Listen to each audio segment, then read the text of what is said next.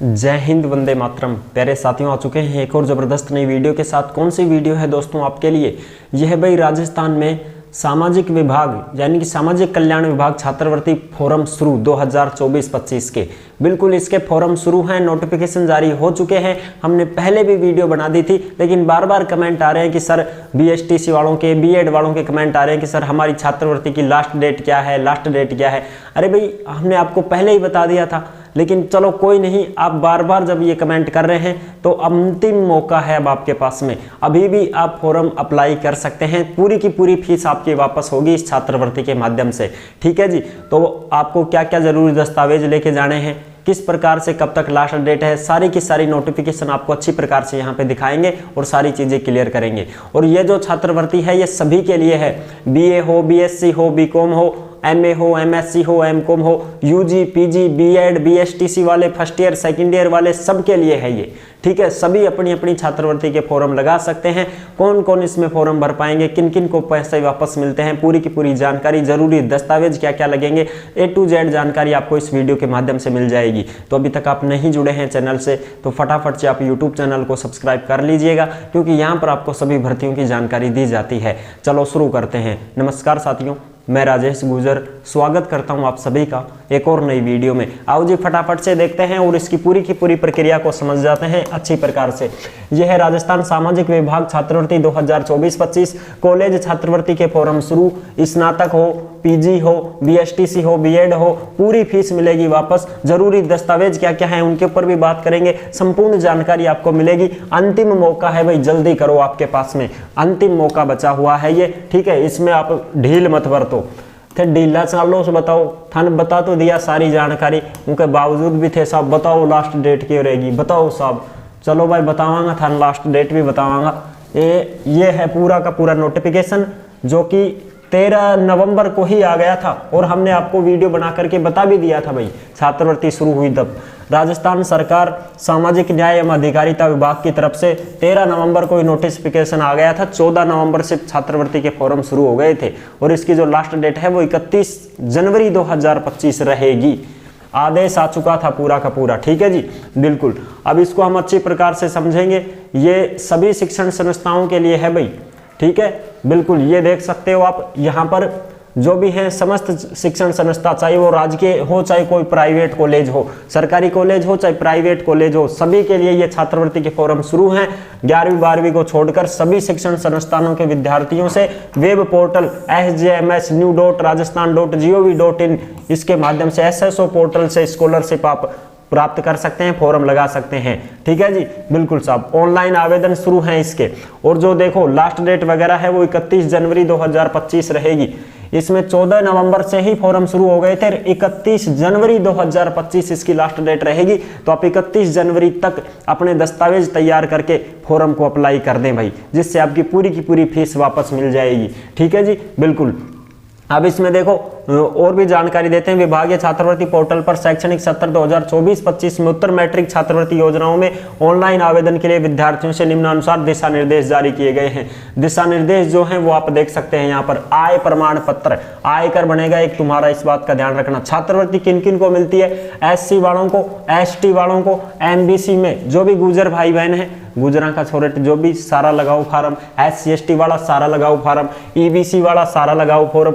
OBC में किस किस को मिलेगी उसकी बात हम कर लेंगे। OBC में एक तो कोई BPL में है उनको मिलेगी, कोई दिव्यांग है उनको मिलेगी, ये जिनके मम्मी पापा दिव्यांग है। ठीक है, कोई विधवा महिला है उनको मिल जाएगी, कोई भी जैसे भाई ऐसा गरीब छात्र है उसको मिल जाएगी, स्टेट BPL का हो गया कोई। ठीक है, इस प्रकार से उनको मिल जाएगी, वो इसमें आवेदन कर सकते हैं। बाकी OBC वालों को वैसे छात्रवृत्ति नहीं मिलेगी, ना जनरल वालों को मिलेगी, ना EWS वालों को मिलेगी साहब। ठीक है, बिल्कुल। जनरल वाले नहीं मिलेगी, EWS वालों को नहीं मिलेगी, OBC वालों को नहीं मिलेगी, लेकिन जो कुछ हैं इसमें OBC में उनको मिलेगी, कुछ हैं शामिल उनको मिल जाएगी। ठीक है, बिल्कुल साहब। अब इसमें देखो अर्ध घुमंतु हो गए, निराश्री भिस्ती समुदाय हो गए। उत्तर मैट्रिक छात्रवृत्ति योजना के लिए उत्तर मैट्रिक छात्रवृत्ति में 2.5 लाख रुपए तक वार्षिक आय सीमा वाले परिवारों को वो विद्यार्थी आवेदन कर सकते हैं। यानी कि आपकी 2.5 लाख रुपए से ज्यादा इनकम सालाना नहीं होनी चाहिए, आपको आयकर बनवाना पड़ेगा, आय प्रमाण पत्र बनवाना पड़ेगा साहब। ठीक है जी, बिल्कुल साहब। अब देखो इसमें EWS वगैरह ये हो गए, इनको तो मिलेगी भाई, कोई दिक्कत नहीं है।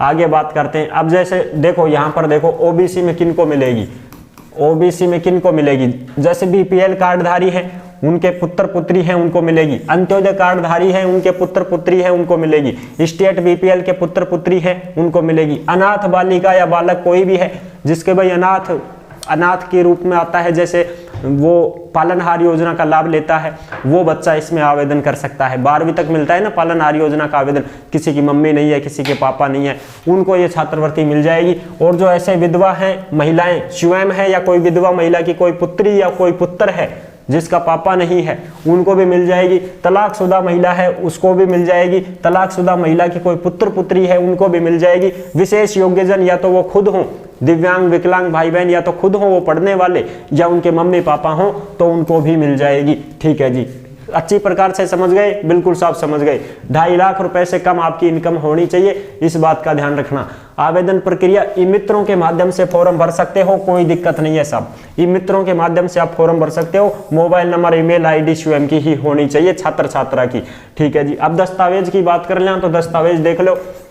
दस्तावेज हम के चाहे मैं थान बताऊं, दस्तावेज हम जन आधार कार्ड होना चाहिए। ठीक है जी, और मूल निवास जाति प्रमाण पत्र होना चाहिए, आयकर प्रमाण पत्र आपको बनवाना ही पड़ेगा, पिछले साल की मार्कशीट आपकी लगानी ही पड़ेगी। ठीक है, ये चीजें लगेंगी। और मूल दस्तावेज यानी कि जो भी तुम्हारी फीस वगैरह की जो रसीद है वो सारी की सारी लगानी पड़ेगी। जैसे भाई BSTC वाले जो होते हैं उनकी वो 13,500 की अलग होती है, 3,000 की वो काउंसलिंग वाली अलग होती है। इस प्रकार से वो पूरी दोनों की दोनों स्लिप लगाएंगे। और भी सेकंड ग्रेड वाले हैं वो कॉलेज से स्लिप बनवा के लाएंगे, उनको लगानी पड़ेगी। और B.Ed वाले जो हैं वो 5,000 की काउंसलिंग फीस वाली लगाएंगे, 22,000 की फीस भरी थी वो लगाएंगे, टोटल 27,000 की दोनों रसीदें लगाएंगे। और आपकी जो सेकेंड ईयर वाले हैं वो अपनी कॉलेज से ही बनवा के लाएं, वो पूरी की पूरी रसीद वहां से। ठीक है, उसमें सारा शुल्क आता है, फलाना खर्चा फलाना डिखड़ा जो भी है वो पूरा बना के देंगे, वो आपको लगानी है 30,000 वाली।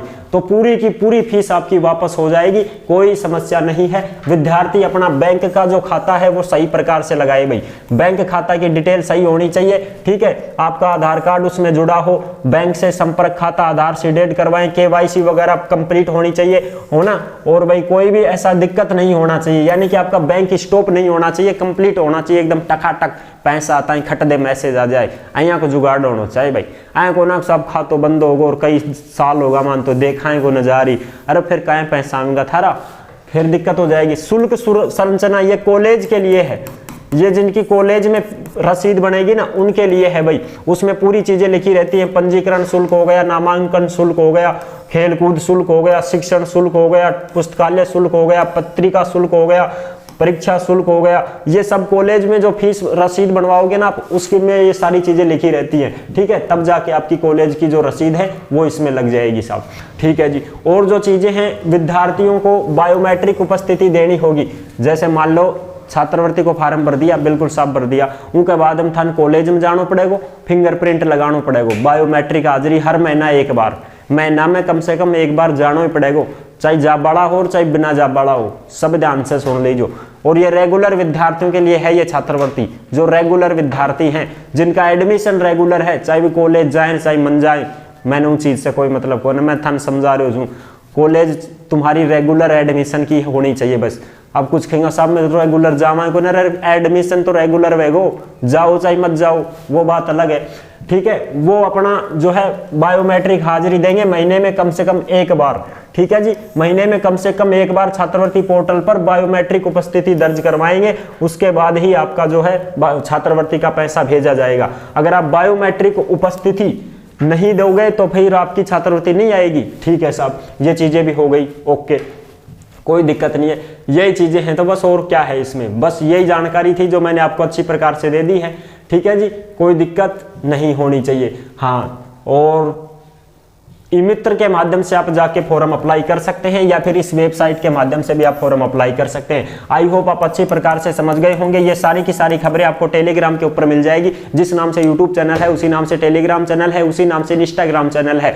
सभी इंस्टा के माध्यम से भी संपर्क कर सकते हैं, और जो भी डाउट हो कमेंट कर सकते हैं, हम आपका जवाब जरूर देंगे। ठीक है जी, ये पूरा नोटिफिकेशन आपको टेलीग्राम के ऊपर मिल जाएगा। और अब आपके अंतिम मौका है आपके पास में, आप जाके अपनी छात्रवृत्ति का फॉर्म अप्लाई कर दें। कोई भी अगर अरज चेक तो करवाओ जाकर एक बार मित्र पे, कुछ छोटी मोटी गड़बड़ निकलेगी तो सही तो करवा लोगा, अभी टाइम तो काफी है तुम्हारे पास। ठीक है, बिल्कुल साहब, ये चीजें हैं, इसलिए मैंने आपको ये जानकारी दी है। अगर वीडियो पसंद आई है तो लाइक जरूर कर लेना। चैनल पर पहली बार आए हैं तो विश्वास के साथ आप चैनल को सब्सक्राइब कर सकते हैं, क्योंकि यहाँ पर आपको सभी प्रकार की भर्तियों की जानकारी दी जाती है। और आप भाई जल्दी करो, थोड़ा जाओ, सोमवार तक चले जाना और वहां जाके चेक करवाओ एक बार, SSO ID खुलवाओ। कुछ भाई बहन ऐसे हैं जिनको SSO ID में दिक्कत आएगी तो फिर उन्हें सही करो।